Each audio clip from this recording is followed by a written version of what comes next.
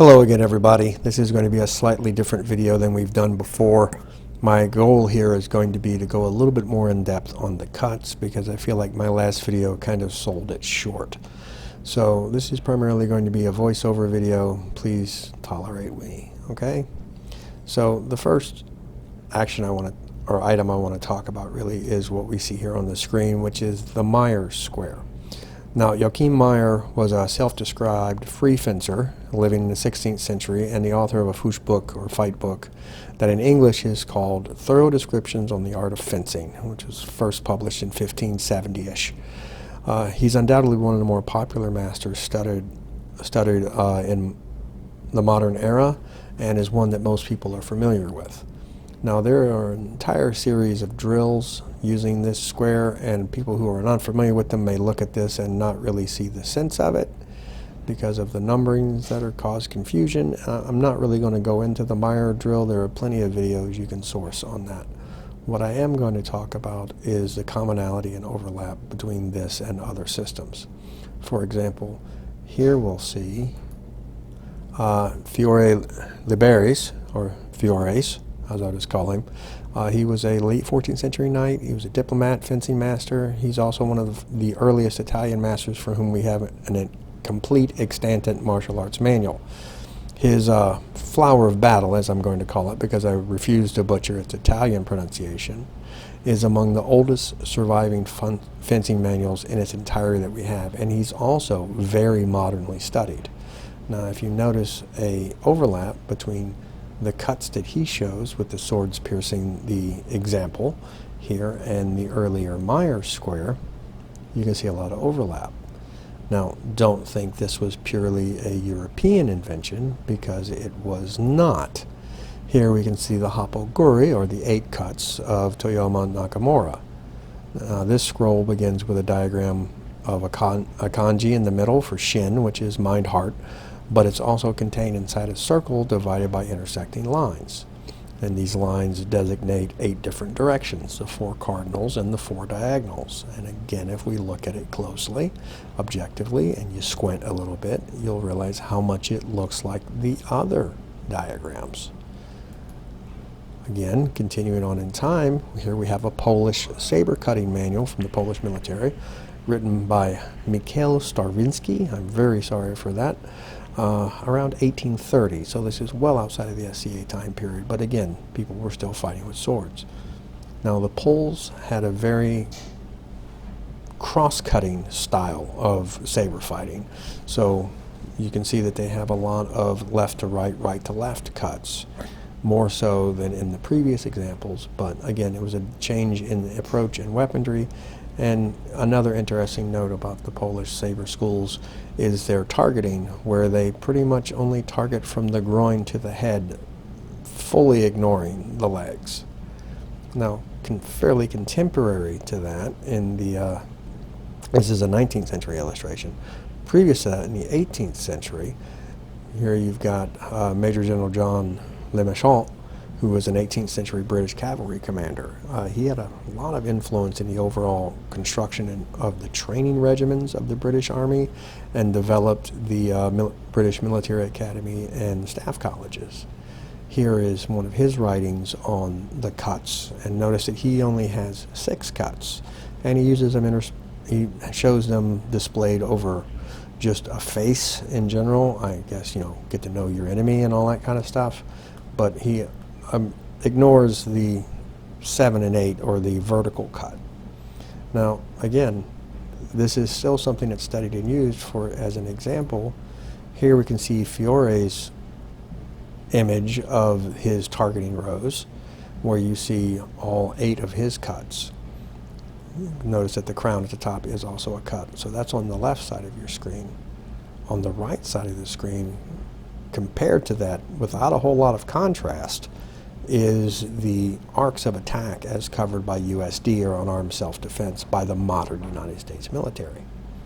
Now, this all seems very straightforward, and it is, but it isn't until you delve into how to use it. For example, the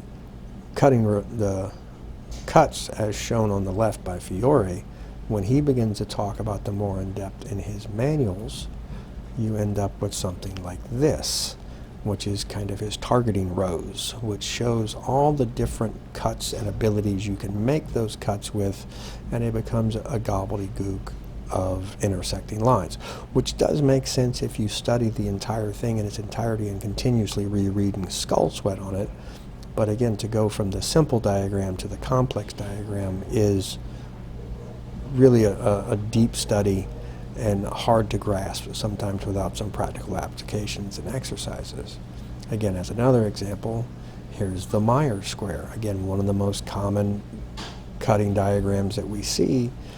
But when Meyer himself worked on it and started talking about the different lines of attack that he could go through, or one could go through with this simple diagram, we end up with this crosshatch pattern of intersecting lines, each one labeled a different thing, and this has been interpreted, reinterpreted multiple times. Now, having studied all of this and read all of this in depth and thought about this quite a bit, we actually, if you wanted to create the perfect overlap diagram, to take the minimal overlapping of everything written in all the Fuchs books and fight manuals that we have in extant examples, what you would end up with is something like this, which is really just 4 attacks. And those attacks being the strong hewing cut from your right into your opponent's left shoulder, as indicated by number 1, your strong hewing cut or thrust or attack from your strong right into your opponent's strong right to disable their sword arm, a straightforward jab or pommel strike to the face, which is 3, with the goal of breaking at least one, if not multiple teeth. And number 4 is going to be old George Silver's favorite action, which is a good old-fashioned kick to the cod. Again, something we're not going to do. So for SCA combat, this is, while fun, not really a useful diagram. So here is the cutting rows and image as I'm going to use it. Now, this is largely taken from a 1893 revision of the Standard Instruction Booklet for Swordsmanship that was issued and used by the British Army. This system of swordsmanship was followed up by the 1895 through 1896 updates, and that method was further developed by a gentleman named Fernando Mastillo of Florence to basically become the basis of modern fencing. Now, what does all of that mean? Again, if you notice, the diagram that I'm using looks very similar to the earlier diagrams we've looked at, except I've also interspersed some of the sword guards onto it, as they also did at that time. Now, what I want to call out, and I mentioned it earlier in my video, is don't think of these lines, cut 1, 2, 3, 4, etc., as static, hard lines that you have to land on. As illustrated by my further playing with the graph, what I want you to see here is that these are, in fact, arcs or lanes of actions. And these are not existing on a 2-dimensional space. These are 3-dimensional lanes that come from the target to yourself, between you and your opponent. So again, lane 1 is based on cut 1 or line 1, and that is the strong strike from your right hand to your opponent's left shoulder. Cut 2 is from your right hand or strong hand into your opponent's left shoulder. Now again, I'm phrasing all of this as if I'm a right-handed fighter. If you're a left-handed fighter, I'm sorry, I can't help you with your sinister problems, but just reverse it in your head. I'm sure you've figured out how to do that by now. Moving on from cuts 1 and 2 as an example, here we have cuts 3 and 4. Now I've color-coded these differently, because green and yellow is because they're a little close. I didn't want you to think they were all the same thing. They're not. But I do want you to again notice how much wider the arc is than the line. Okay, so cut 3 is the green cut, as illustrated here, is not something we utilize a great deal in SCA armored combat so much, but we really, well, I should rephrase that. We do use it quite a bit, but again, I just want to separate those out. So moving on from that, we have the three remaining cuts, which are cuts 5, 6, and 7. Now again, I also left out really cut 8 because, well, I don't want to be overly rude about it. While it is a legal target to strike to the groin, I am not going to advocate a full-on strike to the groin because, well, I'm not that kind of a person. Maybe a little bit. But, you know, when you need it, it's there. Additionally to these 3 cuts, and again, notice that cut 7 is a narrower arc, and that's really just to the very top of the head, straight down. It's hard to pull off, but it's there. The other 3 targets that are not really called out on the graph so far are going to be your 3 thrusts.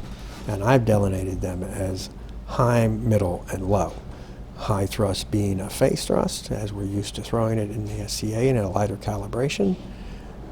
Everything in the middle really is a larger circle, but I just kind of kept it there for simplicity's sake right now, and that's your body thrust, shoulder thrust, gut thrust, and the lower one is the groin thrust. So again, I hope that that clarifies some stuff. We're going to continue this into wards and guards.